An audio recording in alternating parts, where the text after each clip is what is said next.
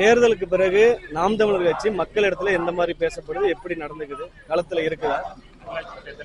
அதாவது நாம் தமிழர் கட்சி தேர்தலுக்கு பின் செயல்படல. அண்ணன் சீமான் அவர்கள் பேட்டி கொடுக்க மாட்டேங்கிறாரு. அதாவது பேட்டி கொடுக்கறது வேலை இல்லைங்க. மக்களுக்காக போராடுவதுதான் கடமை, அதுதான் எங்களோட வேலை. மக்களுக்காக களத்துல இருந்து போராடணுங்கிறத எங்க கொள்கை கோட்பாடு. இப்ப பிரஸ் மீட் பண்ணல அப்படின்னு நாங்க களத்துல ஏங்க நாம் தமிழர் கட்சி தான் இந்த தாவேக அரசை எதிர்த்து முதல்ல களத்துல திருப்பூர்ல வடமாநில தொழிலாளர்கள் தமிழனை தாக்கிட்டான்னு சொல்லி போராட்டம் நடத்திய நாம் தமிழர் கட்சி. கோயம்புத்தூர்ல சூலூர்ல ஒரு பெண்மணி சின்ன சிறுமி பாலியல் ரீதியா துன்புறுத்தல் பட்டானோன்னா அதற்கு முன்னாடி களத்துல இருந்து போராடியது நாம் தமிழர் கட்சி. நீங்க ஒவ்வொரு சம்பவமா எடுத்து பாருங்க. ஒவ்வொரு சம்பவம் தாராபுரத்துல ஒரு வடமாநிலத்தவர்கள் சேர்ந்து ஒரு 6-7 பேர் சேர்ந்து ஒரு ஆட்டோ தொழிலாளி தமிழனை கழுத்தெடுத்து போட்டான். அதுக்கும் களத்துல இருந்து போராடி அதற்கான வேலையை பார்க்க வச்சது நாம் தமிழர் கட்சி. அப்படிங்கிறப்ப நம்ம ஃபீல்டுல இல்ல, களத்துல இல்லன்னு நீங்க ஃபேக் நியூஸை பரப்புறோம் இருக்காங்க இல்லையா, பொய்யான செய்திகளை பரப்புறோம். அவங்க மூலியமா நீங்க உங்க செய்தியை கொண்டு போய் சேர்க்கணும்னு நினைச்சீங்கன்னா அதற்கான ஆள் கிடையாதுங்க. அதற்கான ஆள் நாங்க கிடையாது. நீங்க பொய்யான செய்தி தான் பாப்பீங்க. எங்க 14,000 பேர் ஐடிவிங்கள தாவேக்கால வேலை செய்யறான். ஒரு நாளைக்கு 10 போஸ்ட் கிரியேட் பண்ணணும். ஒரு நாளைக்கு 10 போஸ்ட், 14,000 பேர் 10 போஸ்ட் கிரியேட் பண்ணா எவ்வளவு ஆச்சு? 1.5 லட்சம் போஸ்ட் ஆச்சு.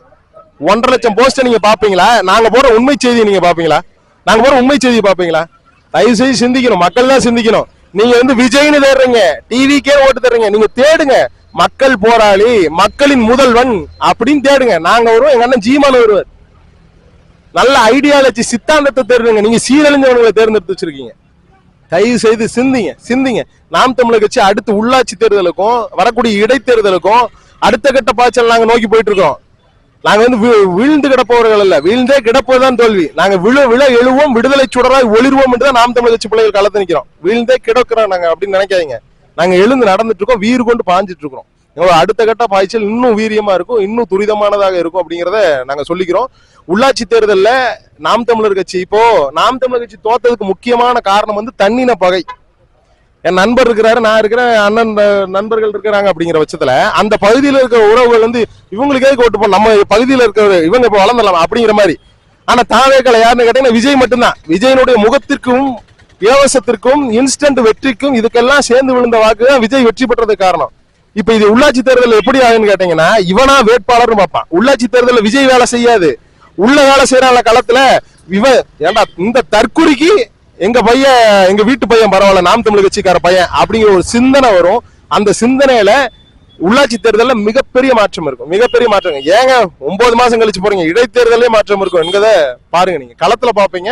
ஏன்னா களத்துல நாங்க வேலை செய்யறோம், மக்கள் அதை புரிஞ்சுக்க ஆரம்பிச்சிட்டான். விஜய்க்கு ஓட்டு போட்டவனே தெரியாம போட்டோமே, பதட்டமா இருக்கு, வீட்டுல பிள்ளைங்களை வச்சிருக்கமே அப்படின்னு பதறான். அதனால உறுதியா இந்த இடைத்தேர்தலையும் மாற்றம் இருக்கும், உள்ளாட்சி தேர்தலில் மிகப்பெரிய மாற்றம் இருக்கும். நாடாளுமன்ற தேர்தலில் தாவேக்கா அவர்களே வெளியே போயிருவானு. ஃபேக் நியூஸ் எத்தனை நாள் வேலை செய்யுங்க. அதாவது கத்தி எடுத்தனும் கத்தியால சாவுன்னு சொல்லுவாங்க இல்லையா, அந்த மாதிரி ஃபேக் நியூஸ் ஸ்ப்ரெட் பண்றதுக்கு இன்ஸ்டாகிராம் சோசியல் மீடியா கையில் எடுத்துருக்கானுங்க. அவங்களுக்கு அதனாலேயே தான் சாவு. அதனாலேயே தான். ஏன்னா நாங்க தூய கரங்களுக்கு சொந்தக்காரங்க. எங்கள் தகவல் தொழில்நுட்ப பசங்க எப்போதுமே ஸ்ட்ராங் தான். ஏன்னா அவங்க paid labours, we are painful tigers. அவங்க கூலிக்கு மாறடிக்கிற கூட்டம், நாங்கள் கொள்கைக்கு குருதியை கொடுக்கிற கூட்டம் என்று களத்துல நிக்கிறோம். அதனால உறுதியா வெல்லுவோம், களத்துல இருந்து போராடுவோம். எந்த சூழலையும் பின்வாங்கிறதே கிடையாது. ஒருத்தர் வரலாற்றை பின்னோக்கி பாக்குறோம்னா முன்னோக்கி பாயறதுக்கு தான். அந்த மாதிரி நாங்க 8ல இருந்து 4 ஆக்கிறோம்னா முன்னோக்கி பாய்வதற்கு தான். அந்த பாய்ச்சல் புலி பாய்ச்சலாக இருக்கும். நாங்க வழக்கமா 2 அடி 4 அடியா பாயும். இந்த தடவை 30 அடி 35 அடியா பாயலான் இருக்கிறோம். உறுதியா. ஆளுங்கட்சி இந்த நிலைமை எப்படி சமாளிக்குது? இது ஏதாவது பொருட்டா எடுத்துக்கிறாங்களா? விவசாய பெருங்குடி சொந்தங்கள் மேல தொடர்ந்து அடக்குமுறை ஏவி கொண்டுதான் இருக்குது. அதிமுக இருக்கட்டும், திமுக இருக்கட்டும், இன்னும் இருக்கக்கூடிய அனைத்து கட்சிகளா இருக்கட்டும், இப்ப ஆண்டு கொண்டு இருக்கக்கூடிய தாவேகா உட்பட விவசாயிகள் பெருங்குடி மக்கள் மேல எந்த விதமான ரெஸ்பான்சிபிலிட்டி அவங்களுக்கு கிடையாது. அவங்க எந்த விதமான ஒரு உள்ளடக்கமும் இல்லாம, எந்த விதமான நோக்கமும் இல்லாம தான் செயல்பட்டு இருக்காங்க. விவசாய பெருங்குடி மக்களுக்கு நாங்க முழுவதுமா பயிர் கடனை தள்ளுபடி பண்றோம்னு சொன்னாங்க. முதல்ல என்ன சொன்னாங்க? 1 லட்ச ரூபா பெற்று கடன் பெற்றிருக்காங்கன்னா 95,000 ரூபாய் கட்டணும், 5,000 ரூபாய் தள்ளுபடினாங்க. அதாவது 1 லட்ச ரூபா பயிர் கடனுக்கு 95,000 ரூபாய் கட்ட தெரிஞ்ச விவசாயிக்கு 5,000 ரூபாய் கட்ட தெரியாதா? 5,000 ரூபாய் கட்ட தெரியாதா? அது இப்போ பாத்தீங்கன்னா கொஞ்சம் அதிகப்படுத்திருக்காங்களாமா. நீங்க சொன்ன வாக்குறுதி என்ன? முழுமையாக பயிர்க்கடன் தள்ளுபடி. அதை பண்ணுங்க. அதை பண்ணாம நாங்க பாதி பண்றோம், முக்காவாசி பண்றோம், காவாசி பண்றோம்னு வேடிக்கை காட்டாதீங்க. நீங்க மாற்றம்னு சொல்லி வந்தீங்க. அது மாற்றம் தான். என்ன மாற்றம்னா ஏமாற்றமா இருக்கு. மக்களுக்கும் ஏமாற்றமா இருக்குது, வாக்கு செலுத்தாத மக்களுக்கும் அது ஏமாற்றம். நீங்க உங்களுடைய அமைச்சர் பெருமக்கள், உங்களுடைய எம்எல்ஏக்கள்லாம் எப்படி இருக்கிறாங்கன்னு கேட்டீங்கன்னா, குறைந்தபட்ச அறம் இல்லாம குறைந்தபட்ச அடிப்படை அறிவில்லாதவர்களாக இருக்கிறாங்க. அப்படிங்கிறப்போ நீங்க என்ன பண்ணணும்னா, ஒரு குறிப்பிட்டவர்களை படித்த அறிவாரிகளை ஏதாவது ஒண்ணு வச்சு அரசியல் செய்ய பாருங்க. திமுக அப்படித்தான், அதிகாரிகள் ஆட்சி தான் நடக்கும். திமுக ஆட்சியில அதிகாரிகள் ஆட்சி நடக்கும். இந்த சம்பவம் வந்து இப்ப நம்ம நிகழ்வு எடுத்துட்டு இருக்குது திமுக ஆட்சியில் நடந்த சம்பவம் தான். திமுக ஆட்சியில கருணாநிதி அவர்கள் ஆட்சியில இருக்கிறப்போ இந்த விவசாய பெருங்குடி மக்களை காவல்துறை ஏவி கொன்றார்கள். அதை போன்றுதான் இப்ப நீங்க பண்றதும். இன்னைக்கு விவசாய பெருங்குடி மக்கள் போராடி கொண்டுதான் இருக்காங்க. விவசாயினா எப்படி பார்க்க வேண்டிய தேவை இருக்கு? ஏழைன்னு பார்க்க வேண்டிய தேவை இருக்கு. ஏழைங்கிறோம் நம்ம. ஏன் ஏழையா இருக்கான் விவசாயி? ஏன் ஏழையா இருக்கான்? யார் ஏழையாக்குனது? நீங்க சினிமா எடுத்து இன்னைக்கு முதல்வராக உங்களால முடியுது. சினிமாவில் இருந்து கொண்டு முதல்வராக முடியுது. அவரே சொல்றாரு, எனக்கு ட்விட்டர்ல ட்விட்டு போட தெரியாதுங்கிறாரு முதல்வர். ட்விட்டு போட தெரியாத முதல்வர் நாட்டை எப்படி தூய்மையாக்குவார்? நாட்டை எப்படி சுத்தப்படுத்துவார்? எப்படி பண்ணுவார்? ஏங்க, இங்க ஒரு நிகழ்வு நடக்குதுங்க. ஆளுங்கட்சி, நீங்க ஆளுங்கட்சி. ஒரு பதாகை உங்க பதாகை இல்ல, உங்களோட பதாகை இல்ல, உங்க கட்சி பொறுப்பாளர்கள் யாரும் இந்த நிகழ்வுக்கு வரல அப்படின்னா உங்களுடைய கட்சியினுடைய நிலைப்பாடு என்ன? விவசாய பெருங்குடி சொந்தங்கள் மீது உங்களுடைய கட்சி நிலைப்பாடு என்ன? ஒன்னும் இல்ல, வேடிக்கை. நீங்க காட்டக்கூடியது வேடிக்கையா இருக்குது. தயவு செய்து சிந்தித்து இனிமேலாவது மக்கள் செயல்படணும். நாங்கள் தொடர்ந்து எங்கள் புரட்சியாளர் பழனிபாபா அவர்கள் சொன்னது போல, மறப்பது மக்களின் இயல்பு, அதை நினைவுபடுத்தி கொண்டே இருப்பது போராளிகளின் கடமை என்பதால நாங்க இதை எங்களுடைய குருதி உணர்வாக அடுத்த தலைமுறைக்கு நாங்க கடத்தி கொண்டே இருப்போம்.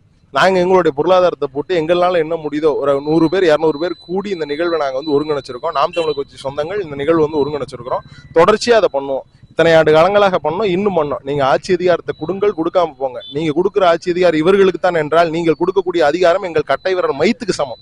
நாங்க உங்க கூட தான் நிற்போம். உங்க வீட்டு பிள்ளைங்க, உங்க உடன் பிறந்தவங்க, உங்க ரத்த பிறந்தவங்க உங்க கூட தான் நிற்போம். ஆனா நீங்க எங்க கையில அதிகாரத்தை கொடுக்காம இன்னொருத்த கையில கொடுத்துட்டீங்க.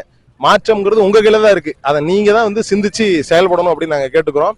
தொடர்ச்சியாக இந்த தாவேக அரசாங்கம் வந்து பாத்தீங்கன்னா காவல்துறைகளை எந்த அளவுக்கு கட்டுக்குள்ள வச்சிருக்குது, காவல்துறை மூலியமா சிங்கப்பெண் அதிரடி படைங்கிறாங்க, எத்தனை பாலியல் சம்பவங்கள் நடக்குதுன்னு பாக்குறோம். அந்த மாதிரி நீங்க வந்து நீர்வளத்துறைக்கு ஒரு அமைச்சரை போட்டிருக்கீங்க, சுற்றுச்சூழல் துறைக்கு ஒரு அமைச்சரை போட்டிருக்கீங்க, நீங்க இன்னொருத்தருக்கு பொதுப்பணித்துறைக்கு ஒரு அமைச்சர் போட்டிருக்கீங்க. அவர்களுக்கு அது என்னன்னாவது